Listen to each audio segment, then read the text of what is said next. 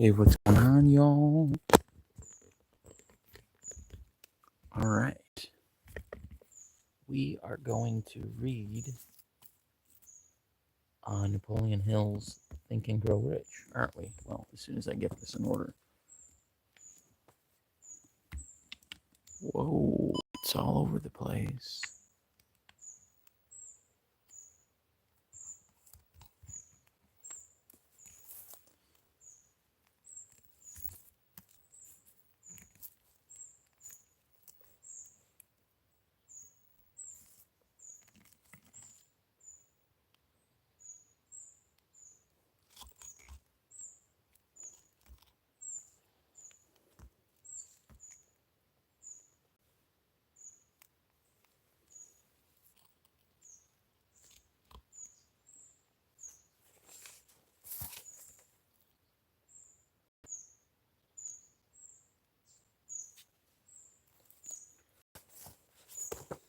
All right, so we finished Master Key to Riches. And let me see if I could do something here.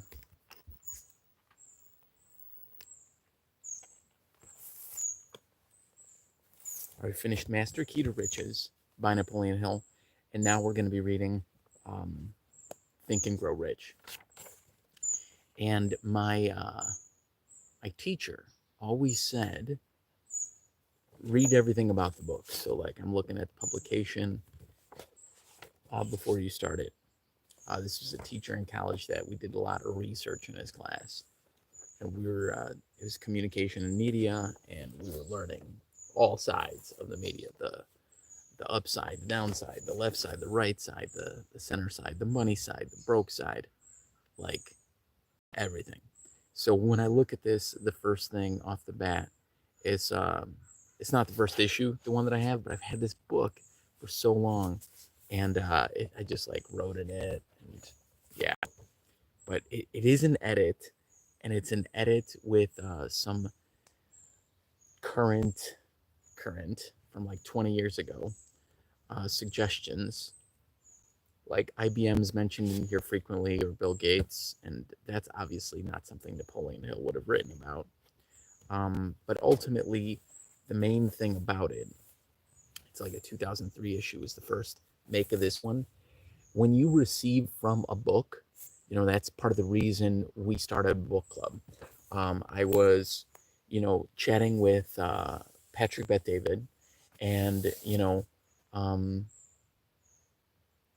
of months down the road, I rewatched one of his videos where he specifically mentions like this awesome, and you know, he's a big proponent in reading and learning where you can, you know, finding researchers that you highly appreciate. And by a researcher, I just mean like a genuinely good like entrepreneur or business person. What's up, Crystal? Yeah, we got some good nature here. I like reading in nature. I don't always do it, but we are camping. Well, we're at the cabin. And Patrick said, what's going on, Patrice Bowser? Axel Holland, nice to see you. And if you guys do want to, you know, be in our book club, or, you know, be a part of these daily lives, like and subscribe and you'll get these. But ultimately, the main thing I'm sharing here is Patrick Bet-David, like this teaching he gave me. And he was saying, listen, if you want to become a millionaire or just be a good business owner, because this conversation was about people that were interviewing him, basically about the fact that education back in the day was just like, you get books, you go to the library, you find someone who has that knowledge, and you get it from them. And is the sun already up on the East Coast? I am past the East Coast, if you're talking about the States. I am in Poland right now, and I am in the south of Poland, kind of in the hills and mountains. What's up, Tempest? Hello again, Crystal and Homer. Good to see ya. Yeah. And so the whole thing is, Patrick Bet-David basically said to go accost the city. Yeah, you know, you got to do what you got to do. But anyway, we started this book club because he said, listen, take 20 books in 5 different areas. and it was like, psychological self-development, sales, marketing, relationship building, like networking. So I just decided, I heard it a few times, then finally I'm like, you know what, dude, Pat's right. And there were a whole bunch of books. Like, I'd pick up a book, I'd read a book, I'd read a few a year usually. But I was like, you know what? The main thing about my ADD with reading is I just want to, um, I just want to get like more from the book, right? So you don't have to really just like I reread a paragraph sometimes. You don't have to.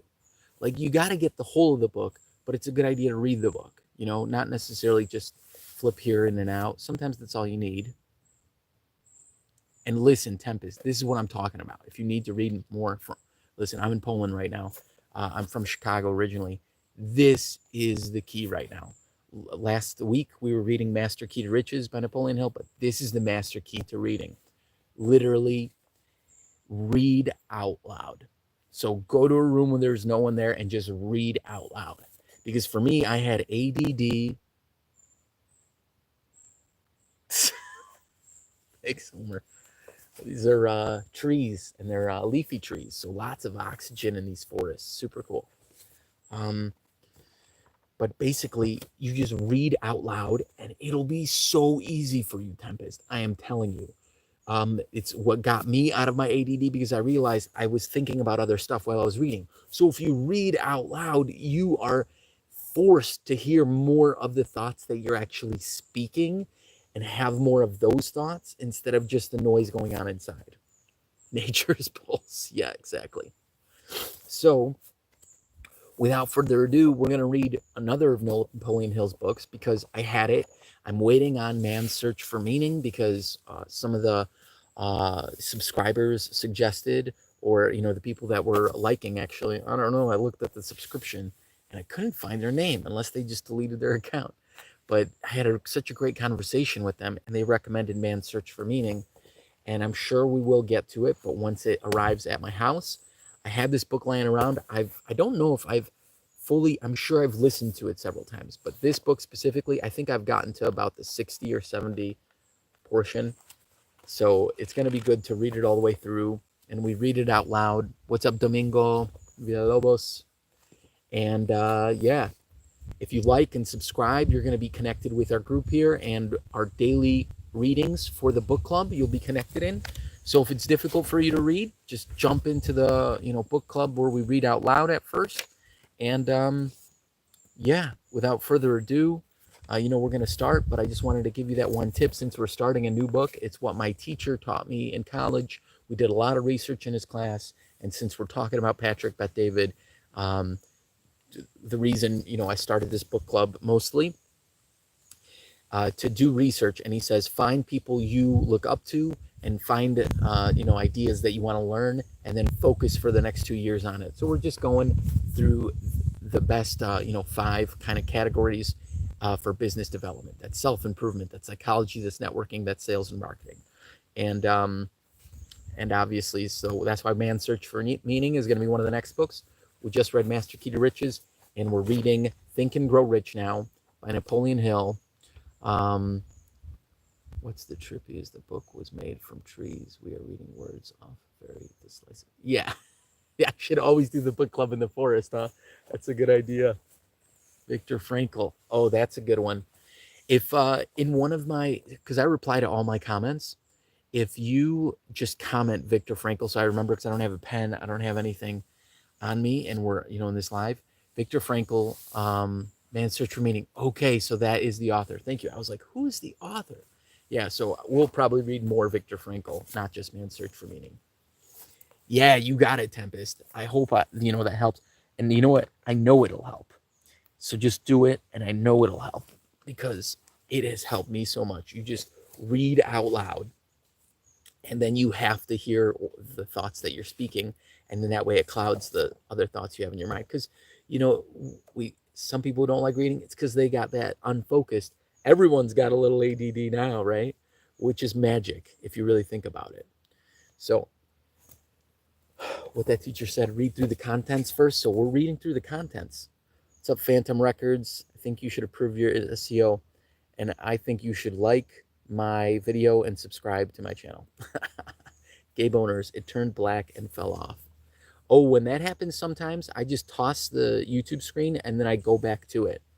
Or just fast forward or whatnot. But you don't need this. It's going to be an audio. We're just going to be reading Think and Grow Rich by Napoleon Hill. The key to surviving was humor. He nearly died when he was forced to listen to one of the Nazi guards read his poetry because he wanted to laugh.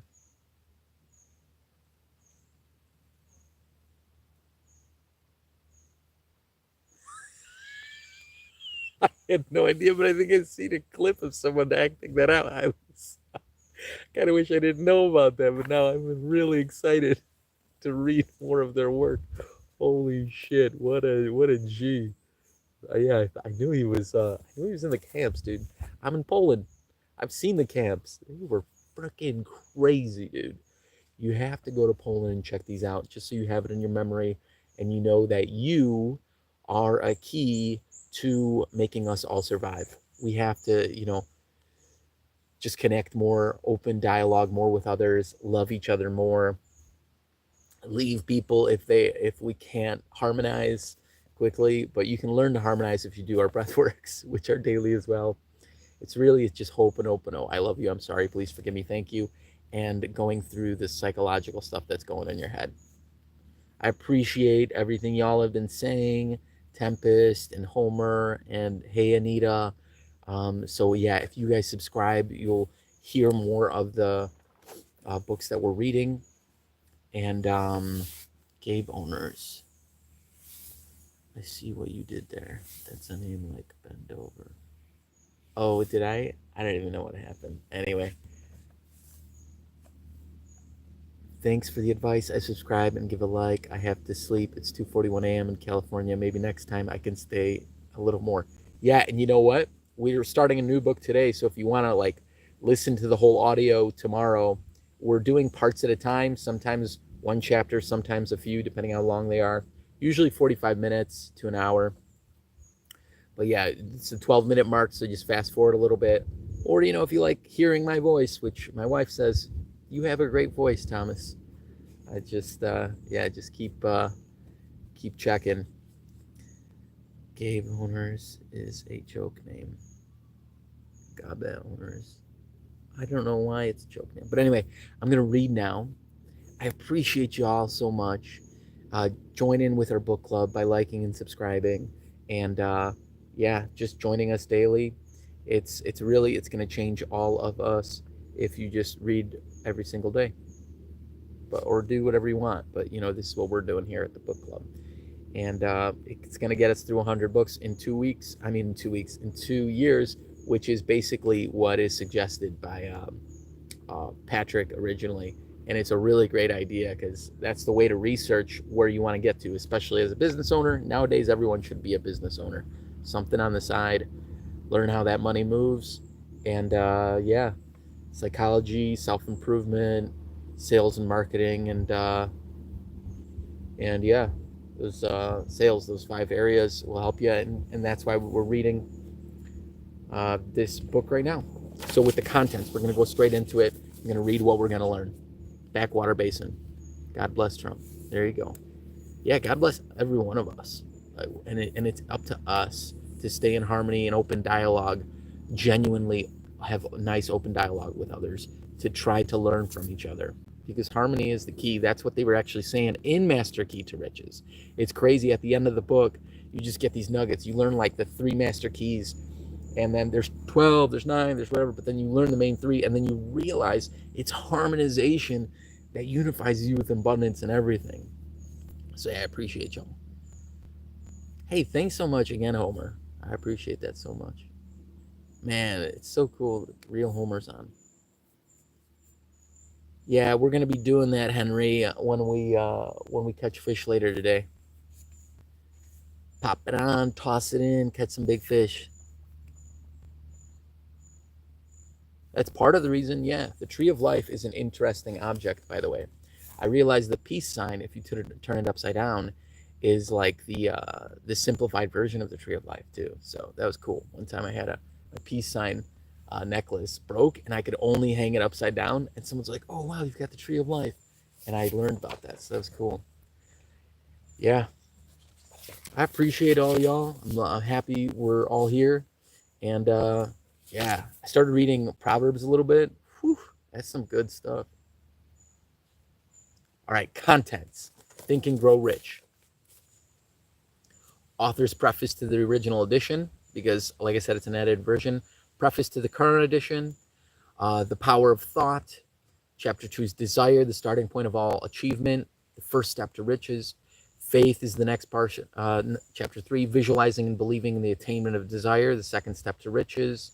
Looks like that's a big chapter. 4, Autosuggestion. And the reason I'm reading through all this is because my research professor always said, you got to read everything in the book. That's why I read, the copyrights and everything. Go over it a little bit. See what it says on the back so you could really get what the author was, what situation they were in. And the intention I have behind this, keep up the great content, positivity. See you next time. Thank you so much, Tempest. Sleep well. I know it's 2:30 a.m. over there, so feel free to listen to this tomorrow. And yeah, so part of the intention here, what we're saying, and sometimes when I make errors, I'm setting the intention that you're going to get more epiphanies either way, because you're going to receive from the actual words that you're hearing, but you're also going to receive from the actual frequency of the book and the whole intention that we have here. And the main point here is to evolve your thoughts that you are having so that you can get to a higher place with what you're doing in your business and life in general, and ultimately to become rich, right? Quote unquote. Rich, with actual money, sure, but rich in the mind. And that's actually what Andrew Carnegie and Napoleon Hill talked about in Master Key to Riches, the previous book we read, which you can get the audio as well, obviously, but read that book. But they said specifically, they had mentioned it was about harmonization, but well, I lost my train of thought there, didn't I? So yeah, you just receive from the book, because it's about you actually acting on your ideas. That's really what it was. So yeah, it is, these master keys, but real richness, oh yeah, that's right, is in the mind. It's your evolved thoughts, and then your specific ability to be self-disciplined in a positive mental attitude to act on those thoughts. That's really the main thing they talk about. So there's just going to be even more nuggets. Read through Napoleon Hill a couple times, boil down the idea. Never give up. Yeah, God speaks. Yeah, there's that spirit. God is speaking with us, and what he says comes true. Yeah, we are the only creature with that ability made in his image. Yeah, just read the book. Brochacho. Just read the book. You got it, party popper. Thank you. Like and subscribe, and I will. No, but seriously. So anyway, Chapter 4, Autosuggestion, the medium for influencing the subconscious mind. Chapter 5, Specialized knowledge, personal experiences or observations, the 4th step to riches. 6, Imagination, the workshop of the mind, the 5th step to riches. Chapter 7, Organized planning, the crystallization of desire into action, the 6th step to riches. Chapter 8, Decision, the mastery of procrastination. Interesting, cool. The 7th step to riches. Chapter 9, Persistence, the sustained effort necessary to induce faith. Oh, applied faith is such a major thing they teach in Master Key to Riches. It's the 8th step to riches here. Chapter 10, Power of Mastermind, the driving force, the 9th step to riches. Chapter 11, The Mystery of Sex Transmutation, 10th step to riches. Chapter 12, The Subconscious Mind, the connecting link, the 11th step to riches. Chapter 13, The Brain, a broadcasting and receiving station for thought, the 12th step to riches.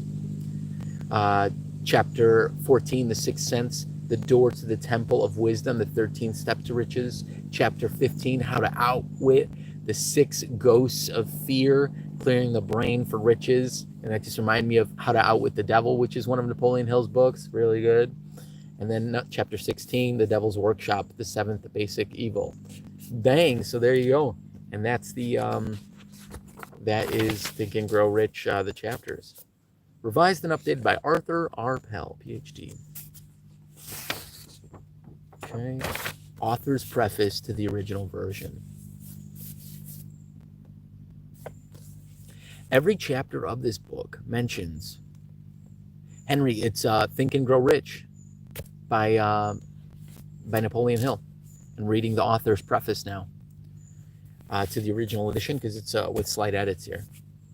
Every chapter of this book mentions the money-making secret that has made fortunes for more than 500 exceedingly wealthy people whom I have carefully analyzed over a long period of years.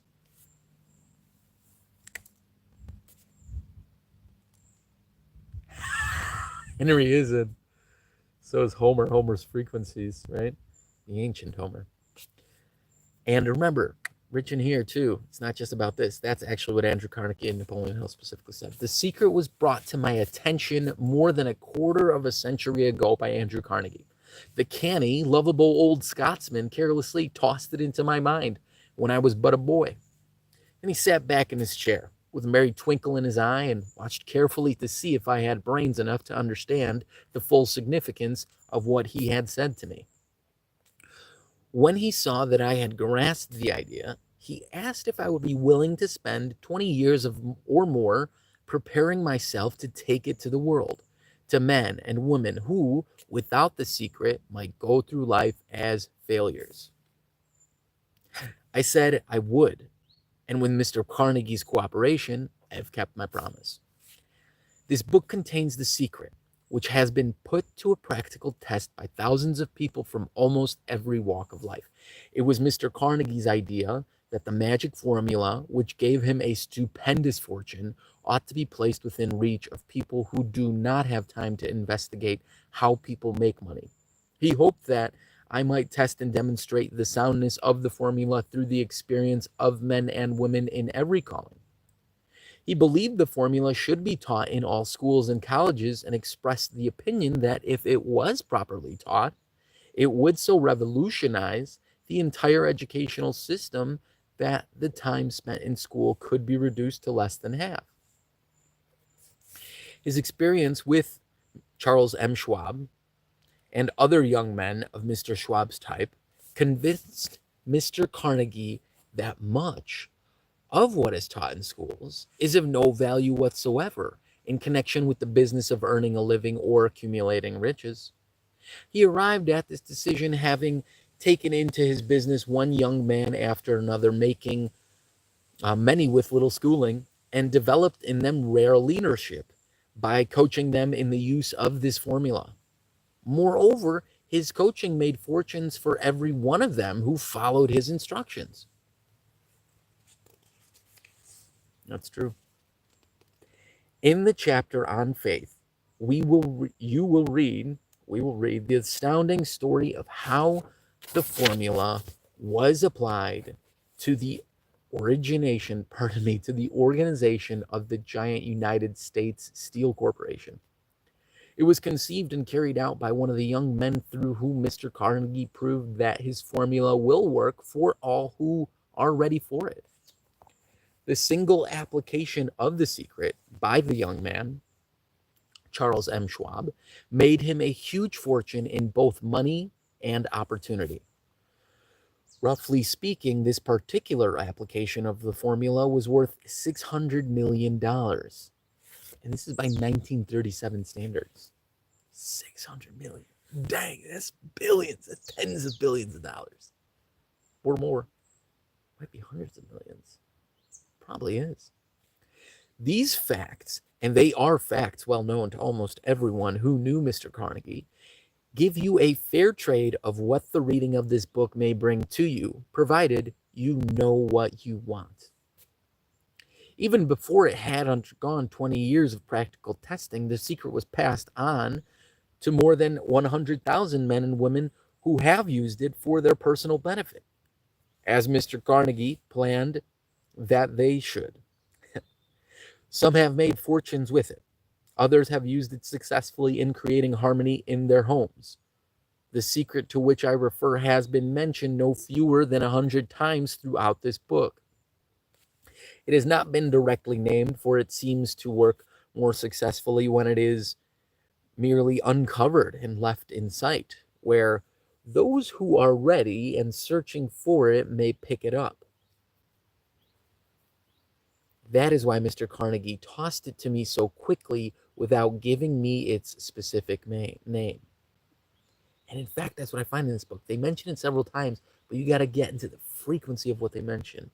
And we talked a little bit about it in the chats here already. If you are ready to put it to use, you will recognize the secret at least once in every chapter. That's if you are ready to get it at least once in one chapter. I wish I could be ready, set the intention, be ready. I wish I could tell you how you will know if you are ready, but that would deprive you of much of the benefit you will receive when you make the discovery in your own way. And I find here sometimes it's the present moment as well, fully being present. Because everyone receives differently from their own perspective. Like I said, it's the words we're going to get from and the things that come to mind from the frequency of what's been said here. While this book was being written, my own son, who was then finishing the last year of his college work, picked up the manuscript of chapter 2, read it, and discovered the secret for himself.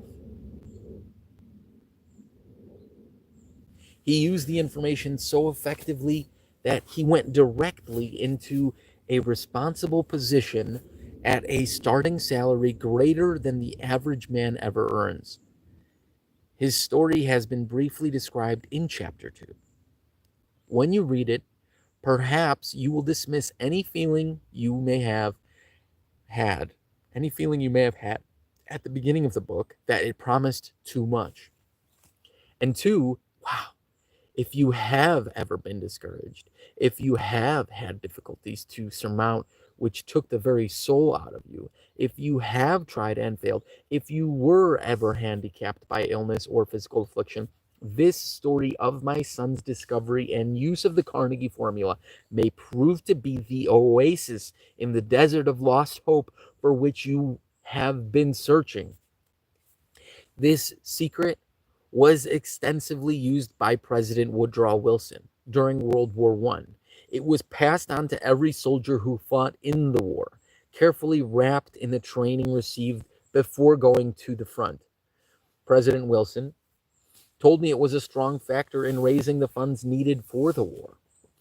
Early in the 20th century, Manuel L. Quezon, then resident commissioner of the Philippines, wow, cool, I'd love to read his autobiography, was inspired by the secret to gain freedom for his people and went on to lead them as its first president. A peculiar thing about this secret is that those who acquire it and use it find themselves literally swept on to success with but little effort, and they never again submit to failure. If you doubt this, study the names and records of those who have used it, wherever they have been mentioned, and be convinced. There is no such thing as something for nothing. The secret to which I refer cannot be had without a price, although the price is far less than its value. Those who are not intentionally searching for it cannot have it at any price. It cannot be given away. It cannot be purchased for money because it comes in two parts. One part is already in possession of those who are ready for it. The secret serves equally well all who are ready for it. Education has nothing to do with it. Long before I was born, the secret had found its way into the possession of Thomas A. Edison, and he used it so intelligently that he became the world's leading inventor, although he had but 3 months of schooling. Thank you. That's intense. The secret was passed on to a business associate. Tom, we're reading Think and Grow Rich by Napoleon Hill. Thank you so much, Henry. We went there.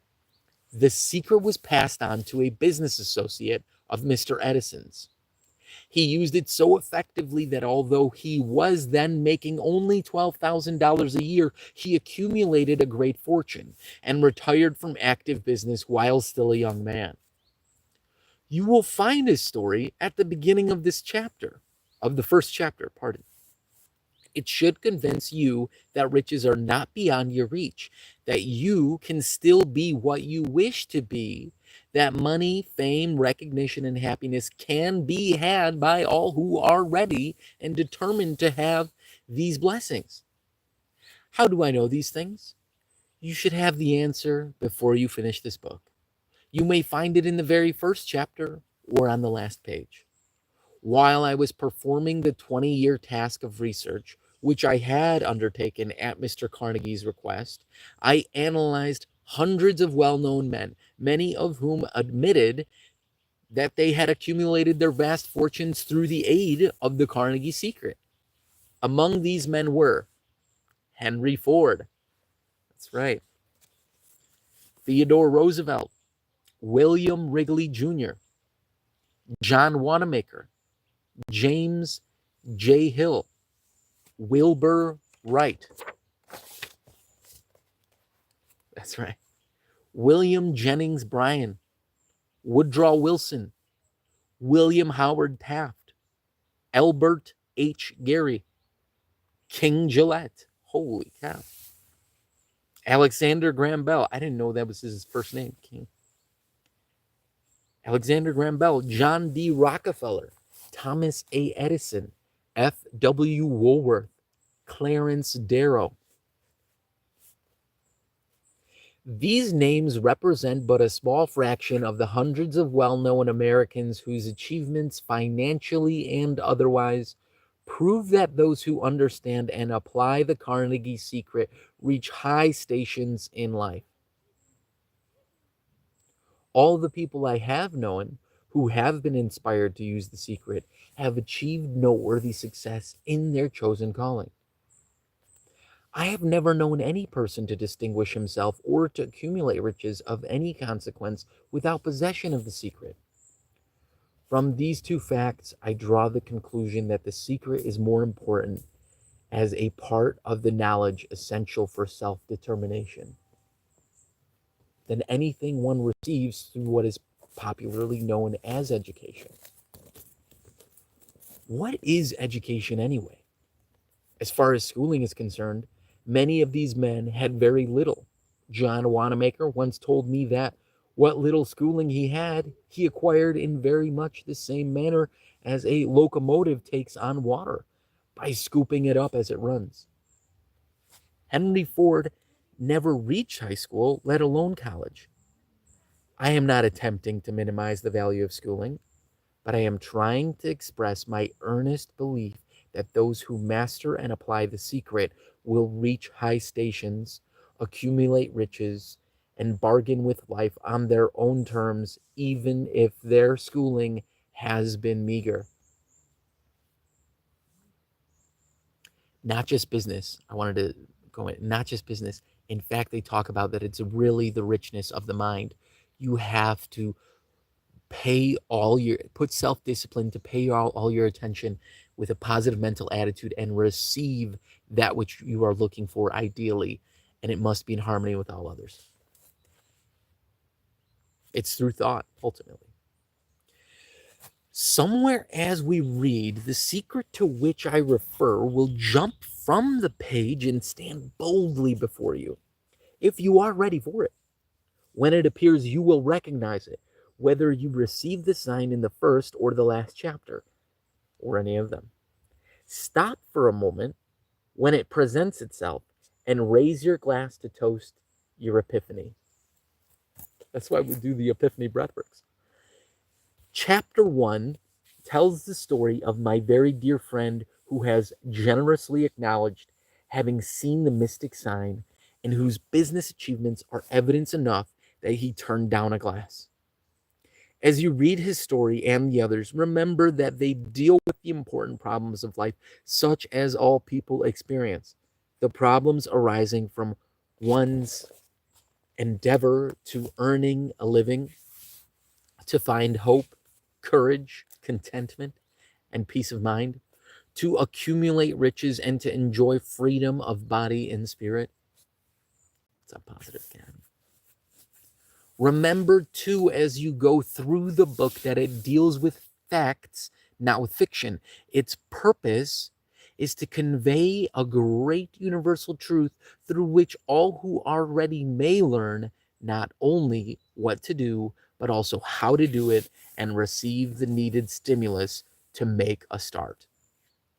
As a final word of preparation, may I offer one brief suggestion that may provide a code to recognizing the Carnegie secret? It is this: all achievement, all earned riches have their beginning in an idea. If you are ready for the secret, you already possess one half of it. Therefore, you will readily recognize the other half the moment it reaches your mind. Napoleon Hill, 1937. Here's the preface of the current condition of Think and Grow Rich. Remember, it was done by Dr. Arthur Harpel.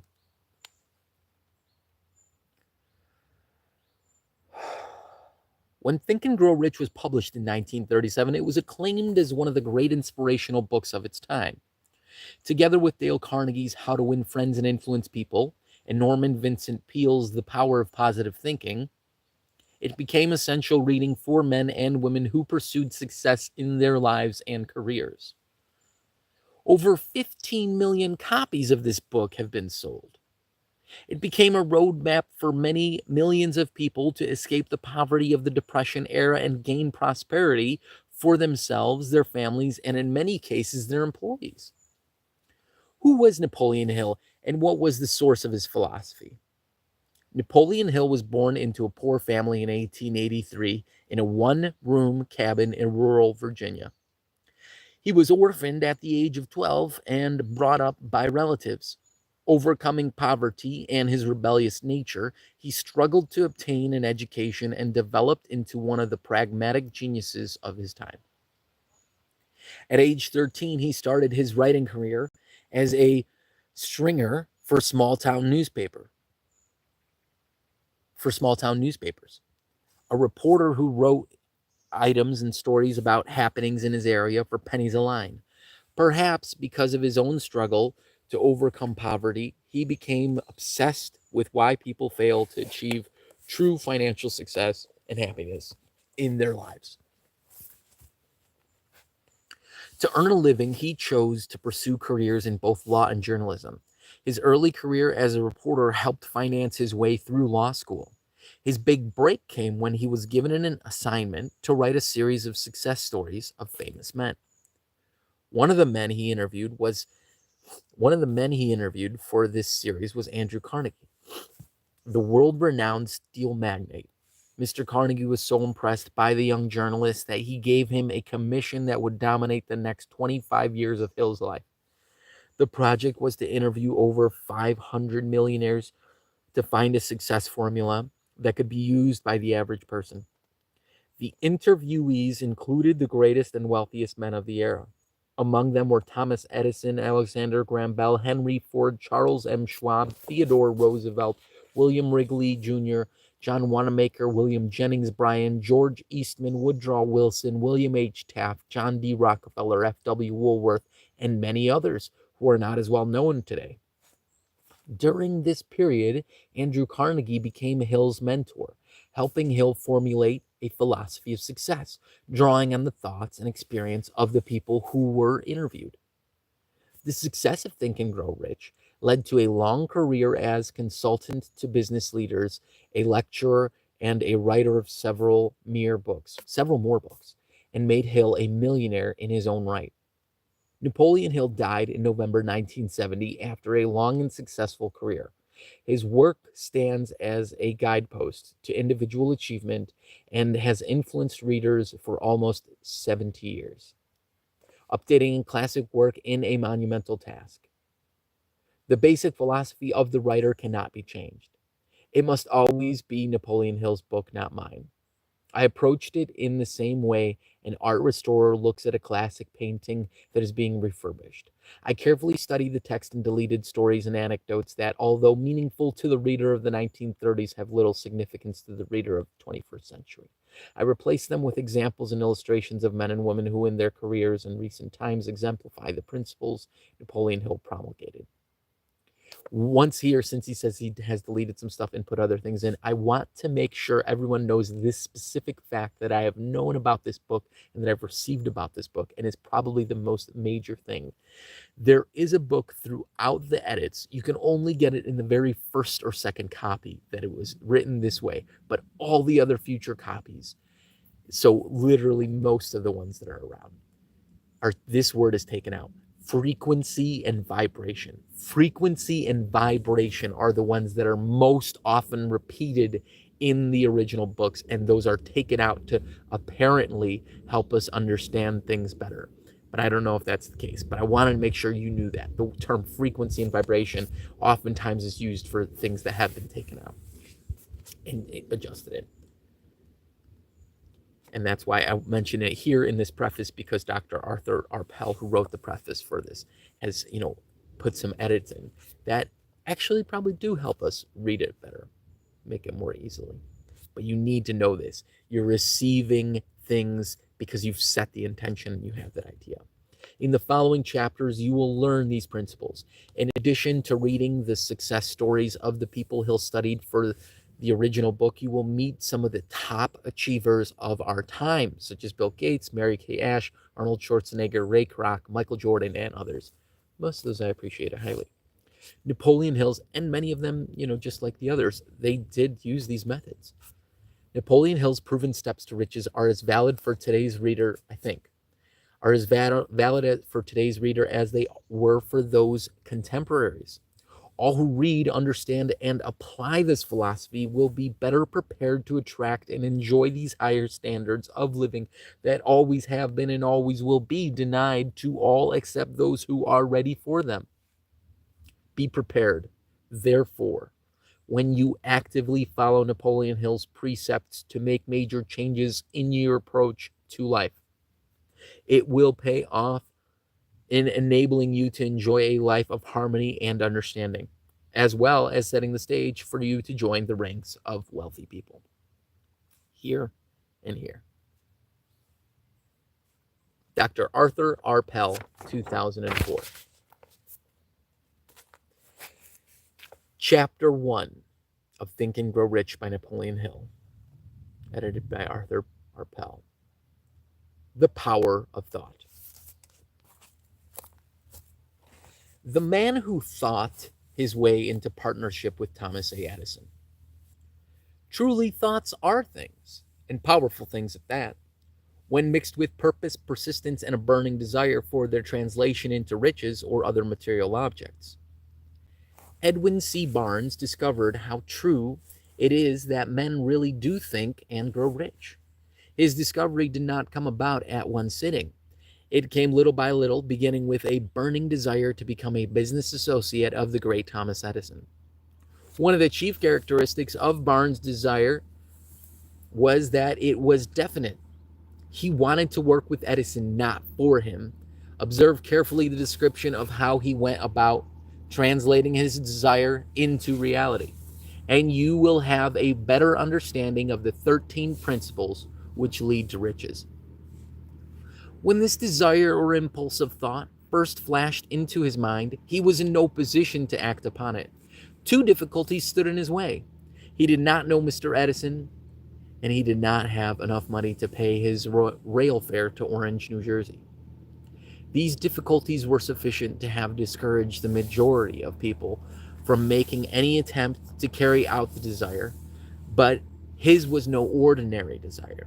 He was so determined to find a way to carry out his desire that he finally decided to travel by blind baggage rather than be defeated.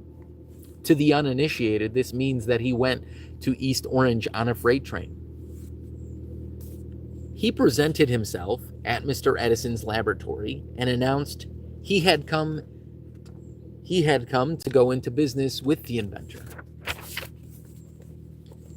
In speaking of the first meeting between them years later, Mr. Edison said, "He stood there before me looking like an ordinary tramp. But there was something in the expression of his face which conveyed the impression that he was determined to get what he had come after. I had learned from years of experience with men that when a man really desires a thing so deeply that he is willing to stake his entire future on a single turn of the wheel in order to get it, he is sure to win. I gave him the opportunity he asked for because I saw he had made up his mind to stand by until he succeeded. Subsequent events proved that no mistake was made. Just what young Barnes said to Mr. Edison on that occasion was far less important than what he thought. Edison himself said so. It could not have been the young man's appearance that got him his start in the Edison office, for that was definitely against him. It was what he thought that counted. If the significance of this statement could be conveyed to every person who reads it, there would be no need for the remainder of this book. Barnes did not get his partnership with Edison on his first interview. He did get a chance to work in the Edison's office. He did get a chance to work in the Edison offices at a very nominal wage, doing work that was unimportant to Edison, but was most important to Barnes. It gave him an opportunity to display his merchandise where his intended partner could see it. Months went by. Apparently, nothing happened to bring the coveted goal, which Barnes had set up in his mind as his definite major purpose. But something important was happening in Barnes's mind. He was constantly intensifying his desire to become the business associate of Edison. Psychologists have correctly said, when one is truly ready for a thing, it puts in its appearance. Barnes was ready for I got to reread that one more time. Psychologists have correctly said, when one is truly ready for a thing, it puts in its appearance. I guess you can see it. Barnes was ready, and other aspects of it. Barnes was ready for a business association with Edison. Moreover, he was determined to remain ready until he got that which he was seeking. He did not say to himself, "Oh, well, what's the use? I guess I'll change my mind and try for a salesman's job." But he did say, "I came here to go into business with Edison, and I'll accomplish this end if it takes the remainder of my life." He meant it. What a different story people would have to tell if only they would adopt a definite purpose and stand by that purpose until it had time to become an all-consuming obsession. Maybe young Barnes did not know it at the time, but his bulldog determination, his persistence with a single desire, was destined to mow down all opposition and bring him the opportunity he was seeking. When the opportunity came, it appeared in a different form and from a different direction than Barnes had expected. That is one of the tricks of opportunity. It has a sly habit of slipping in by the back door and often comes disguised in the form of misfortune or temporary defeat or work. Perhaps this is why so many failed to recognize opportunity. Mr. Edison had just perfected a new office device known at the time as the Edison dictating machine, later called the Ediphone. His salesmen were not enthusiastic over the machine. They did not believe it could be sold without great effort. Barnes saw his opportunity. It had crawled in quietly, hidden in a queer-looking machine that interested no one but Barnes and the inventor. Barnes knew he could sell the Edison dictating machine. He suggested this to Edison and promptly got his chance. He did sell the machine. In fact, he sold it so successfully that Edison gave him a contract to distribute and market it all over the nation. Out of that business association grew the slogan, "Made by Edison and installed by Barnes." This business alliance made Barnes rich in money, but he accomplished something indefinitely greater. He proved that one really may think and grow rich. How much actual cash that original desire of Barnes was worth to him, I have no way of knowing. Perhaps it brought him $2 million or $3 million. Whatever the amount, it becomes insignificant when compared with the greater asset he acquired. The definite knowledge that an intangible impulse of thought can be transmuted into its physical counterpart by the application of known principles. Barnes literally thought himself into a partnership with the great Edison. He thought himself into a fortune. He had nothing to start with except the capacity to know what he wanted and the determination to stand by that desire until he realized it. He had no money to begin with. He had but little education. He had no influence, but he did have initiative, faith, and will to win. With these intangible forces, he made himself number one man with the greatest inventor who ever lived. Now let us look at a different situation and study a man who had plenty of tangible evidences of riches, but lost it because he stopped 3 feet short of the goal he was seeking. Don't quit and you'll achieve. 3 feet from gold. One of the most common causes of failure is the habit of quitting when one is overtaken by temporary defeat. Every person is guilty of this mistake at one time or another. R.U. Darby, who later became one of the most successful insurance salesmen in the country, tells the story of his uncle who was caught by the gold fever in the gold rush days. Who was caught by the gold fever in the gold rush days and went west to dig and grow rich. He had never heard the saying that more gold has been mined from the brains of men than has ever been taken from the earth. He staked a claim and went to work with pick and shovel. The going was hard, but his lust for gold was definite.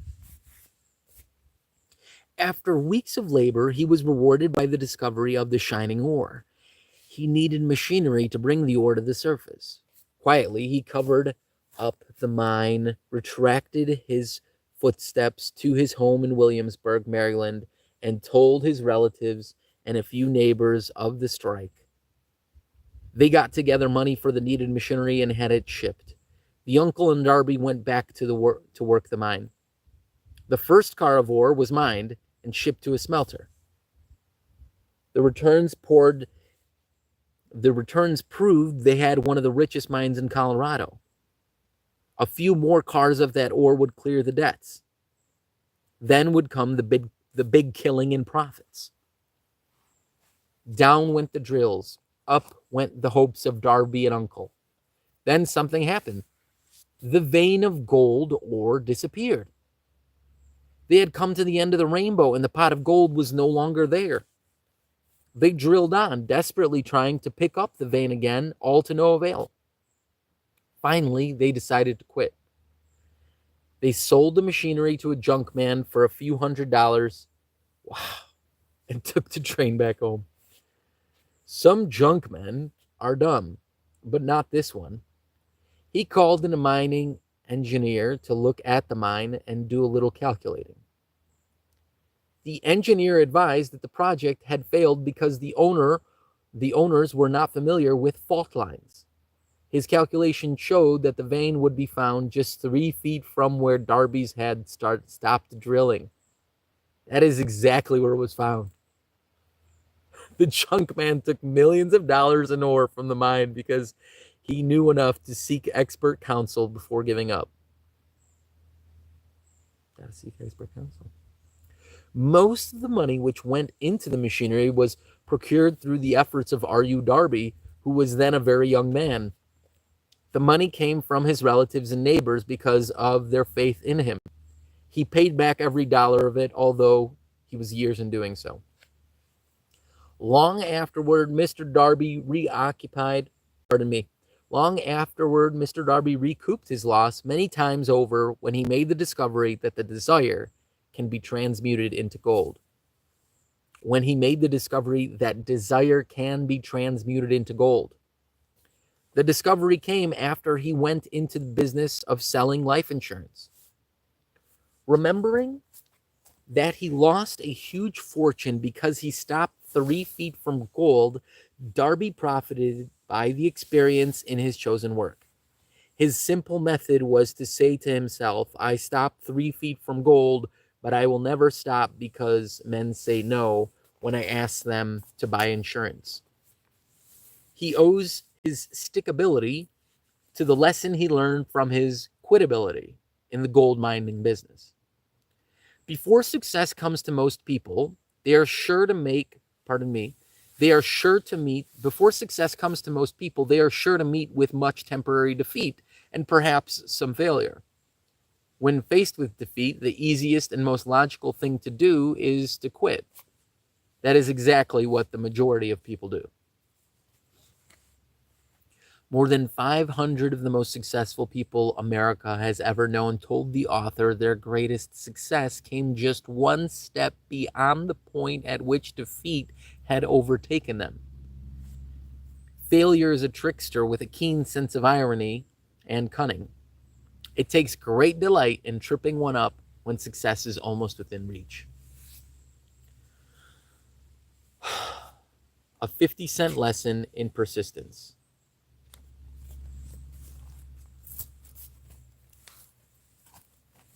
Yeah, isn't it?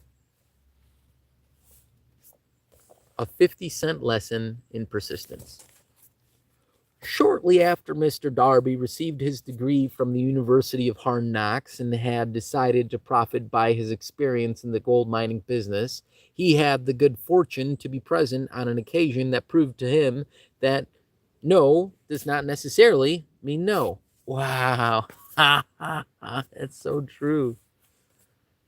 I heard another thing from someone prior and they had a similar story.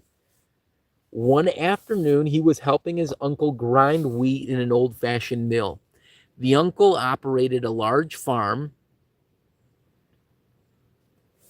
on which so this is Mr. Darby again after he, effed up in the gold mine situation.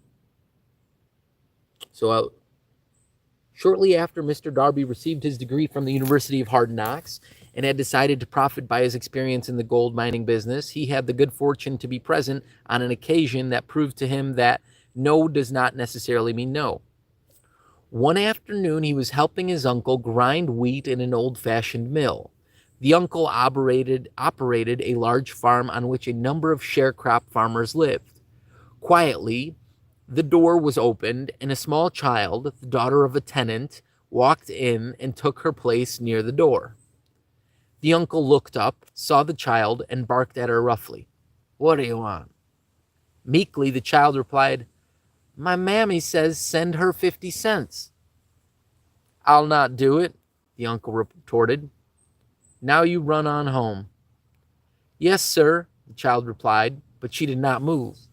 The uncle went ahead with his work, so busily engaged he did not notice that the child had not left. When he looked up and saw her still standing there, he yelled at her, "I told you to go on home. Now go, or I'll take a switch to you." The little girl said, "Yes, sir," but she did not budge an inch. The uncle dropped a sack of grain he was about to pour into the mill hopper, picked up a barrel stave, and started toward the child with an expression on his face that indicated trouble.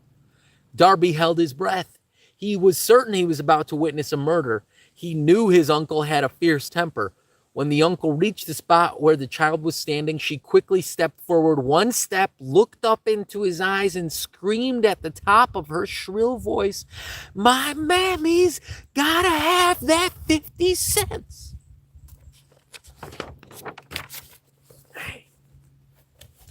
The uncle stopped, looked at her for a minute, then slowly laid the barrel stave on the floor, put his hand in his pocket, took out $50, and gave it to her.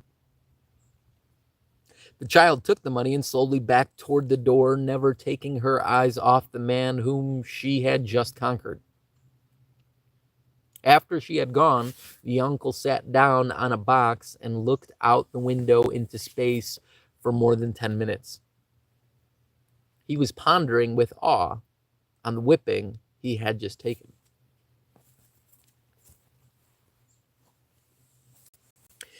Mr. Darby, too, was doing some thinking. That was the first time in all his experience that he had seen the child of a sharecropper deliberately master an adult authority figure. How did she do it? What happened to his uncle that caused him to lose his fierceness and become as docile as a lamb? What strange power did this child use that made her master over her superior? These and other similar questions flashed into Darby's mind, but he did not find the answer until years later when he told me the story. Strangely, the story of this unusual experience was told to the author in the old mill on the very spot where the uncle took his whipping. As we stood there in that musty old mill, Mr. Darby repeated the story of the unusual conquest and finished by asking, "What can you make of it? What strange power did that child use that so completely whipped my uncle?" The answer to the question will be found in the principles described in this book. The answer is full and complete. It contains details and instructions sufficient to enable anyone to understand and apply the same force that the little child accidentally stumbled upon. Keep your mind alert, and you will observe exactly what strange power came to the rescue of the child. You will catch a glimpse of this power in the next chapter. Somewhere in the book, you will find an idea that will quicken your receptive powers and place it at your command for your own benefit, this same irresistible power. Somewhere in the book, you will find an idea that will quicken your receptive powers and place at your command for your own benefit this same irresistible power. The awareness of this power may come to you in the first chapter, or it may flash into your mind in some subsequent chapter. It may come in the form of a single idea, or it may come in the nature of a plan or a purpose. Again, it may cause you to go back into your past experience of failure or defeat and bring to the surface some lesson by which you can regain all that you lost through defeat. Wow, I just literally got a nugget exactly that they're speaking of. There was an issue where something occurred a long time ago,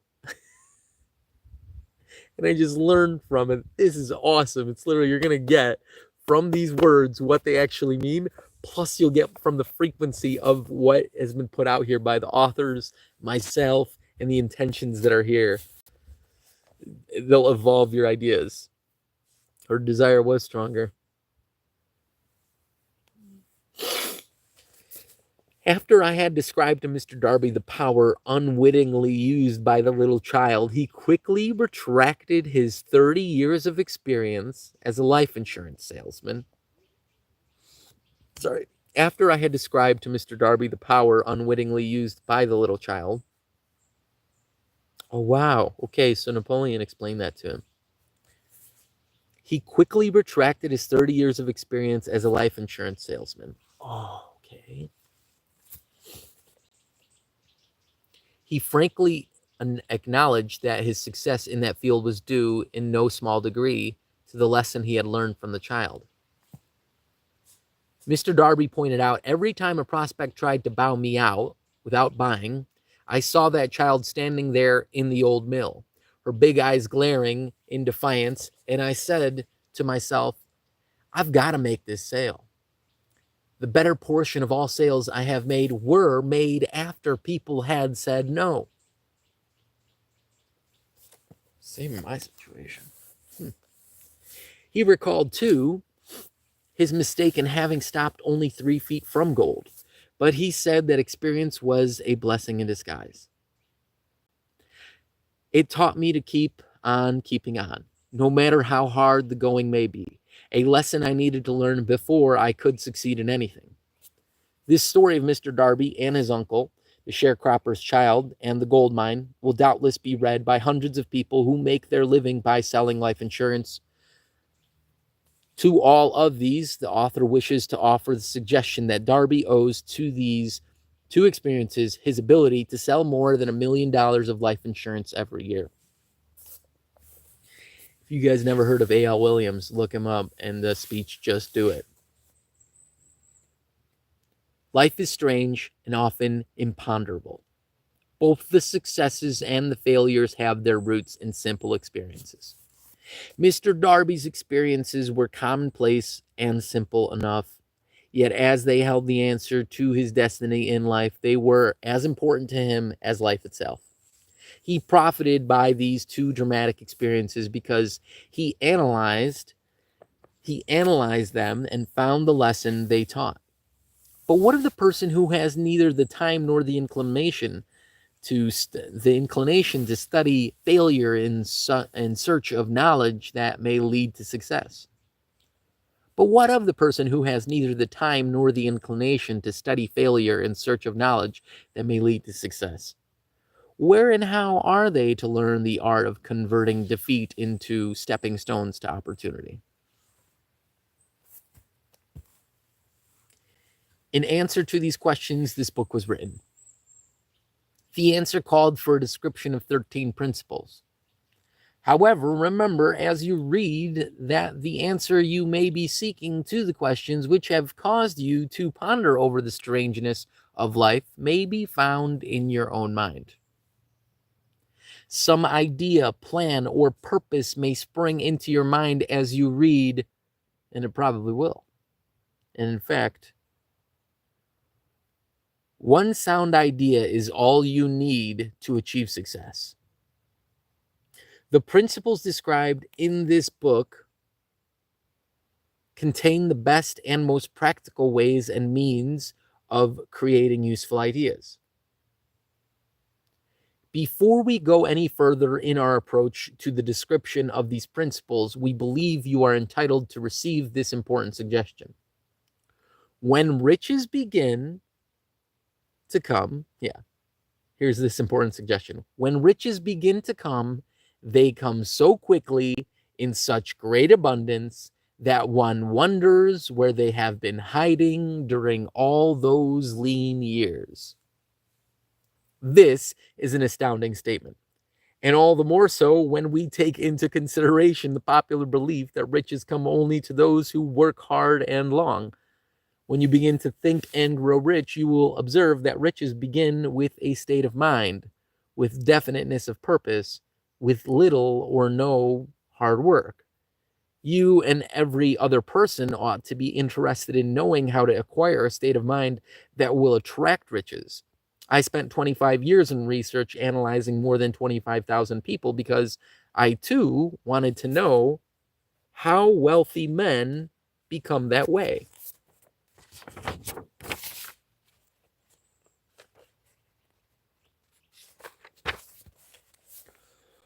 Without that research, this book could not have been written. Here, take notice of a very significant truth. The business depression started in 1929 and continued on an all-time record of destruction until sometime after President Roosevelt entered office. Then the depression began to fade into nothingness, just as an electrician in a theater raises the lights so gradually that darkness is transmuted into light before you realize it. So did the spell of fear in the minds of the people gradually fade away and become faith.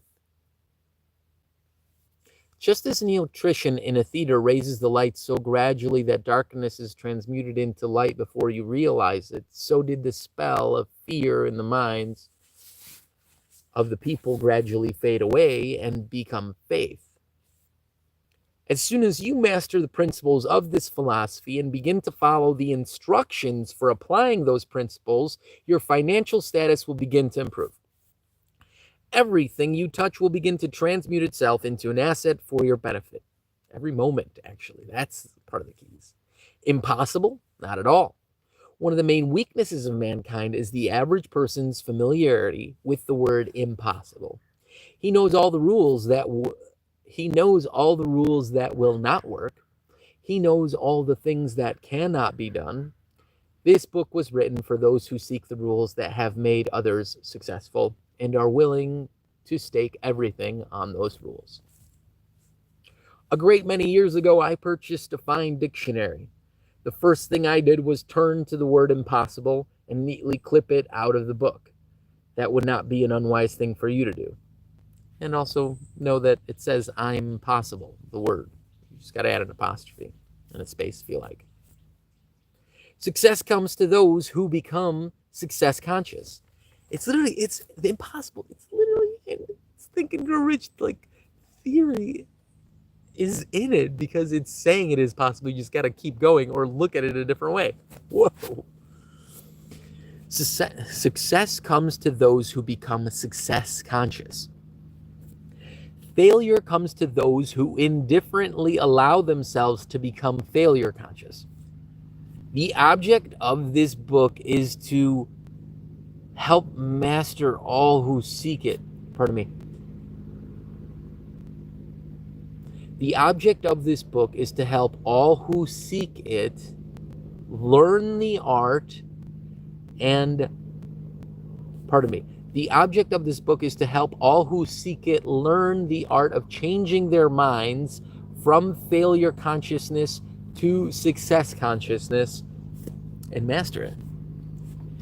Another weakness found in altogether too many people is the habit of measuring everything and everyone by their own impressions and beliefs. Some who read this will believe that no one can think and grow rich.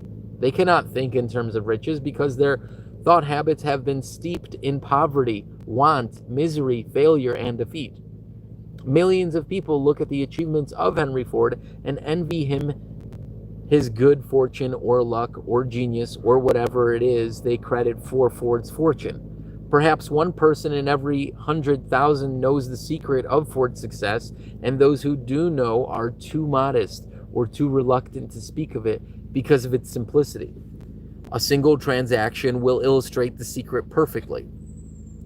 When Ford decided to produce his now famous V8 motor, he chose to build an engine with the entire 8 cylinders cast in one block and instructed his engineers to produce a design for the engine. The design was placed on paper, but the engineers believed it was simply impossible to cast an 8-cylinder gas engine block in one piece. Ford said, "Produce it anyway." But they replied, "It's impossible." "Go ahead," Ford commanded, "and stay on the job until you succeed, no matter how much time is required." The engineers went ahead.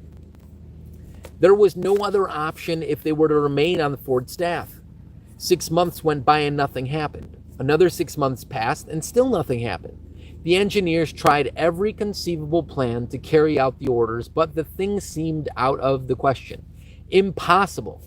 At the end of the year, Ford checked with his engineers, and again they informed him they had found no way to carry out his orders. "Go right ahead," said Ford. "I want it, and I'll have it."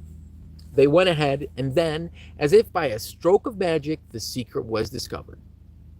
The Ford determination had won once more. This story may not be described with minute accuracy, but the sum and substance of it is correct. Deduce from it, and you who finish, pardon me. This story may not be described with minute accuracy, but the sum and substance of it is correct. Deduce from it, you who wish to think and grow rich, the secret of the Ford millions if you can. You'll not have to look very far. Henry Ford is a success because he understands and applies the principles of success. One of these is desire, knowing what one wants.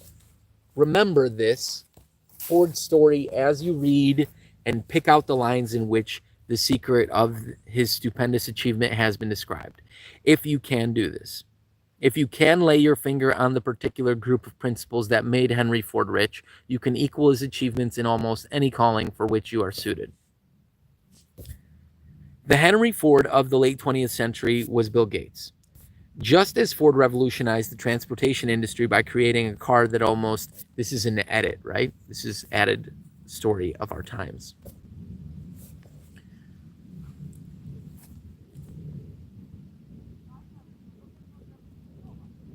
The Henry Ford of the late 20th century was Bill Gates. Just as Ford revolutionized the transportation industry by creating a car that almost anyone could afford and drive, Bill Gates transformed the computer industry by designing software that enabled everybody, not just the specialized technocrats, to be able to use computers, and later making the personal computer a virtual necessity in every office, school, and home. This resulted in Bill Gates' accruing billions of dollars and becoming the richest man in America. Also, like, we've had so many. Bezos revolutionized, purchase. So did, Walton. Tesla revolutionized the car and the space travel industry. Back to Gates. He first became entranced with computers and began programming them at the age of 13 in 1973.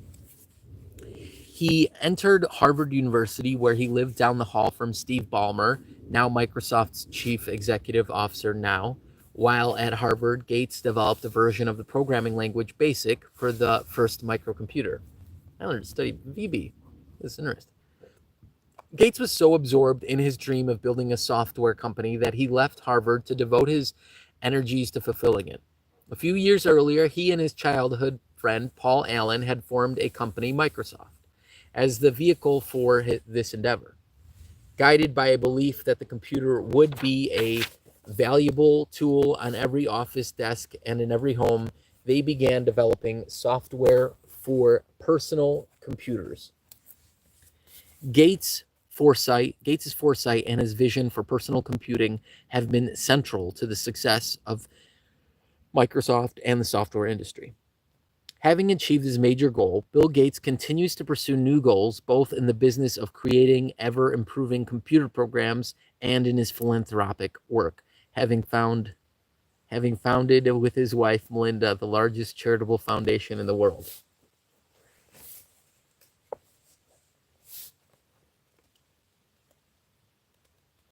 All right. You are the master of your fate. You are the captain of your soul. When the English poet W.E. Henley wrote the prophetic lines, "I am the master of my fate, I am the captain of my soul," he should have informed us that the reason we are the masters of our fate, the captains of our souls, is because we have the power to control our thoughts.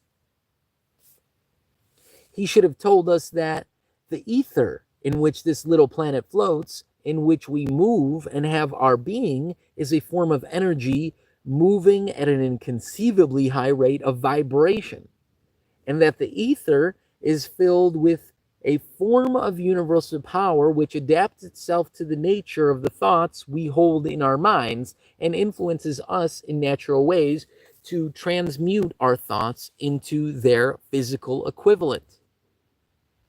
If the poet had told us of this great truth, we would know why it is that we are the masters of our fate, the captains of our soul. He should have told us with great emphasis that this power makes no attempt to discriminate between destructive and constructive thoughts, that it will urge us to translate into physical reality thoughts of poverty just as quickly as it will influence us to act upon thoughts of riches. He should have told us, too, that our brains become magnetized with the dominating thoughts we hold in our minds. By means with which no one is familiar, these magnets attract to us the forces, the people, the circumstances of life which harmonize with the nature of our dominating thoughts. He should have told us that before we can accumulate riches in great abundance, we must magnetize our minds with intense desire for riches, that we must become money conscious until the desire for money drives us to create definite plans for acquiring it. But being a poet and not a philosopher, Henley contented himself by stating a great truth in poetic form, leaving those who followed him to interpret the philosophical meaning of his lines. Little by little, the truth has unfolded itself until it now appears certain that the principles described in this book hold the secret of mastery over our economic fate. Here's another clip that's added in the new version. Another man who exemplifies being master of his fate is Steven Spielberg. Oh, this is a great story. One of the all-time great motion picture directors. He dreamed of being a movie director from childhood. He began making amateur films with a primitive camera when he was still a child, and the dream never subsided. How Spielberg broke into Universal Studios is a legend in the movie industry. He took the Universal Studios tour, an attraction that enables visitors to get an inside look at the movie business. Visitors ride around the studio lots on a tram. Steven sneaked off the tram and hid between two sound stages until the tour ended. When he left at the end of the day, he made a point of saying a few words to the gate guard. Day after day, he went back to the studio for 3 months. He walked past the guard, waved at him, and he waved back. He always wore a suit and carried a briefcase, letting the guard assume he was one of the students with a summer job in the studio. He made a point of speaking to and befriending directors, writers, and editors. He even found a vacant office, took it over, and listed his name in the building directory. He made it his business to get to know Sid Sheinberg, then head of production for the studio's television arm. He showed him his college film project, which so impressed Sheinberg that he put the young man under contract with the studio. His first full-length film, The Sugarland Express, received critical acclaim and won a Best Screenplay Award at the 1974 Cannes Film Festival. Unfortunately, it did not do very well at the box office. His big break came a year later when he discovered the book Jaws. The studio had already decided to produce Jaws and had chosen a well-known director to film it. Spielberg desperately wanted to make this movie, despite the financial failure of The Sugarland Express. His self-confidence had not diminished, and he persuaded the producers to dismiss the chosen director and give the film to him. It was an easy assignment. From the beginning, trouble beset the production. It was not an easy assignment, pardon. From the beginning, trouble beset the production. It ran into technical and budget problems. However, when Jaws was released in June 1975, it enjoyed twofold success. It broke box office records and the critics loved it. Within a month of its release, the film had taken in $60 million at the box office, an unheard amount at the time. Over the next few years, Spielberg directed several movies, including the popular Indiana Jones series, the award-winning The Color Purple, The Empire of the Sun, and E.T. He later directed Jurassic Park, which would also become, at its time, the most successful movie in history, the third Spielberg film to break the record. It also brought in over $1 billion in gross receipts, toys, and other merchandise. Spielberg continues to pursue his dreams when he and two other Hollywood moguls created their own production company they called DreamWorks. An Easter egg, I wrote in my notes there. DreamWorks. We are now ready to examine the first of these principles. Maintain a spirit of open-mindedness. Remember as you read that they are the invention of no single person. The principles were gathered from the life experiences of more than 500 men who actually accumulated riches in huge amounts. Men who began in poverty with little education or influence. The principles worked for these men. You can put them to work for your own enduring benefit. You will find it easy, not hard to do.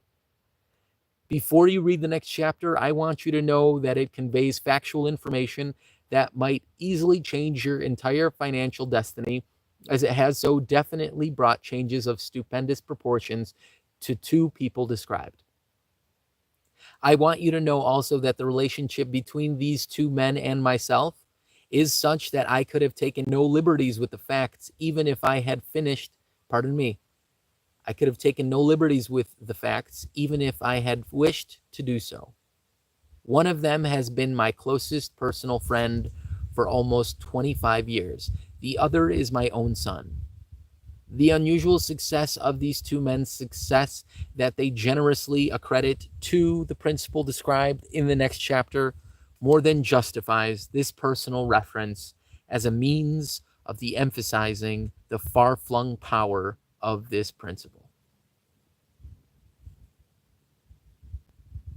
And with that is chapter 1 of Think and Grow Rich by Napoleon Hill. I wrote a date here, either 5th of February 2021 or the 2nd of May 2021. I'm not certain because sometimes I am in Europe and sometimes I'm not, so it depends how I write the date.